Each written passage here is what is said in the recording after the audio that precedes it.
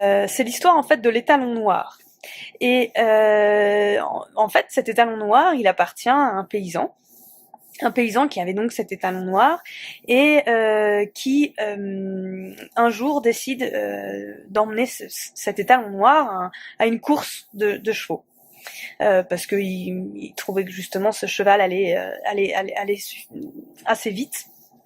Il estimait que ça valait la peine de le faire participer à un concours. Et donc, du coup, il l'emmène à un concours et à cette course, l'étalon noir gagne.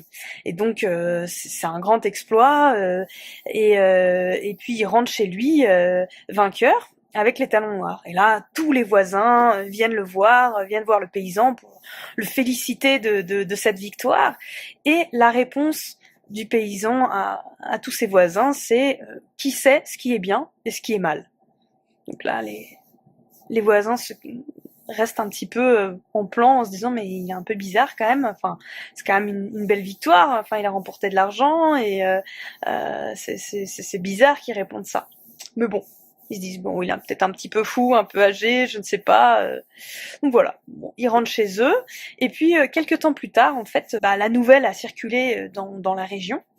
Et des brigands viennent dans le domaine du paysan et volent les talons noirs. Et là, donc, le lendemain matin, le paysan se rend compte, les voisins s'en rendent compte, donc les voisins reviennent voir le paysan en lui disant oh là là mon pauvre, je suis vraiment désolé pour ce qui t'est arrivé, t'as perdu ton étalon qui t'avait permis quand même de gagner de l'argent, avec qui t'aurais peut-être pu faire plus de courses, etc. Vraiment c'est dramatique, je suis vraiment désolé pour toi. Et le paysan répond mais qui sait ce qui est bien et ce qui est mal. Donc les paysans, les voisins se disent mais bon, encore une fois on a cette réponse un peu bizarre, mais bon, ok. Donc du coup ils rentrent chez eux suite à cette réponse. Et puis quelques temps plus tard, quelques jours plus tard, il y a une grande tornade, enfin beaucoup de vent une grande tempête. Et en fait, le fait qu'il y ait tellement de vent, les talons noirs qui avaient été volés, en fait, par les brigands, en fait, la porte de son écurie s'ouvre avec la force du vent. Et donc, du coup, les talons noirs s'échappent et revient dans le domaine du paysan. Et là, donc tout le monde apprend la nouvelle. Les voisins reviennent voir le paysan en lui disant c'est génial, t'as pu retrouver ton étalon, c'est super, on va fêter ça, c'est génial. Et là, le paysan répond qui sait ce qui est bien et ce qui est mal. Et puis il s'en va. Donc là, encore une fois, les voisins, toujours un peu surpris, se disent bon, c'est vraiment quand même bizarre ce genre de réponse. Et puis du coup, ils rentrent chez eux en se disant bon il y a rien à célébrer. Et puis quelques temps plus tard, le paysan qui a un fils, le fils monte sur les talons pour l'entraîner et puis il a un accident, il tombe de l'étalon et il se casse la jambe. Et là, forcément, le fils qui normalement aide le paysan dans tout le domaine, toute la partie agriculture, les animaux, etc., là peut plus aider le paysan. Donc c'est un peu dramatique. Et là, forcément, les voisins apprennent la nouvelle, viennent voir le paysan en lui disant je suis vraiment désolé pour ce qui t'arrive, vraiment désolé pour ton fils, c'est dramatique, c'est une catastrophe, comment vas-tu faire, etc. Et là, le paysan répond encore une fois qui sait ce qui est bien et ce qui est mal.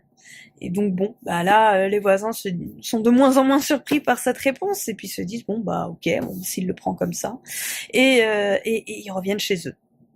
Et puis quelques années plus tard, on apprend en fait que il y a une guerre qui est déclarée dans le pays et tous les jeunes hommes sont appelés au combat. Et comme le fils du paysan s'était cassé la jambe, il se trouve qu'en fait il n'a pas été appelé au combat. Il était donc du coup il avait la possibilité de rester avec son père. Et donc les voisins reviennent, apprennent la nouvelle et du coup viennent voir le paysan en disant c'est absolument génial. Du coup, ton fils ne part pas à la guerre, c'est quand même super.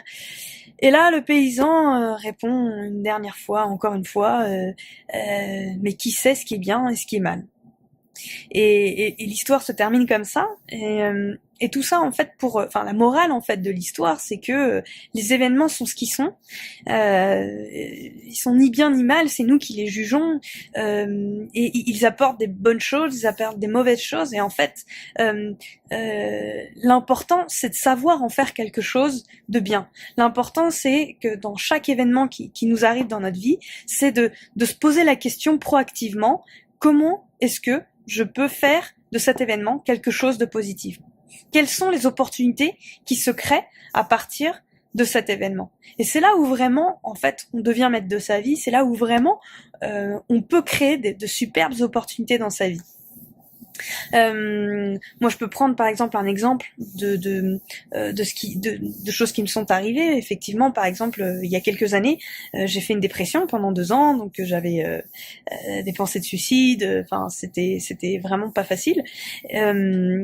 Et j'avais 2 options. J'avais la première option, c'était bon je cède à ces pensées. Ou la deuxième option, c'est j'essaie de faire quelque chose, j'essaie de changer ce qui va pas dans ma vie, enfin en fait c'est à peu près tout, j'essaie de tout changer et de recommencer à zéro, nouveau départ, etc. Et c'est un petit peu ce que j'ai fait finalement, donc j'ai changé de métier, j'ai changé de ville, j'ai changé d'amis, j'ai changé de plein de choses en fait, j'ai changé plein de choses en moi, j'ai fait beaucoup de développement personnel, et ce qui m'a amené après à faire du coaching, à faire un métier que j'aime vraiment, qui me passionne aujourd'hui. Et en fait, c'est ce que je dis tout le temps. Finalement, cet événement qui était vraiment dramatique à la base, qui a vraiment été horrible, où j'arrivais plus à dormir, où j'étais devenue complètement associable, etc. Finalement, j'ai su en faire quelque chose. J'ai su en saisir une opportunité et en faire des choses absolument merveilleuses. Et en fait, si on y pense, il y a toujours une façon de prendre n'importe quel événement comme un cadeau et une opportunité. Faire en sorte que toute cette souffrance qu'on peut parfois vivre, toutes ces choses difficiles qu'on peut vivre, faire en sorte, ça veut pas dire diminuer la douleur, ça veut pas dire l'éviter, ça veut pas dire faire comme si elle n'existait pas. Au contraire, parce que sinon, on n'accepte pas ce qui nous arrive, on n'arrive pas à passer à autre chose. Mais c'est vraiment penser, voilà, comment est-ce que je peux faire en sorte que cet événement me provoque plus de joie et de bien-être que de douleur? C'est un petit peu ça le concept. Alors j'espère que ça vous plaît, j'espère que ça vous inspire.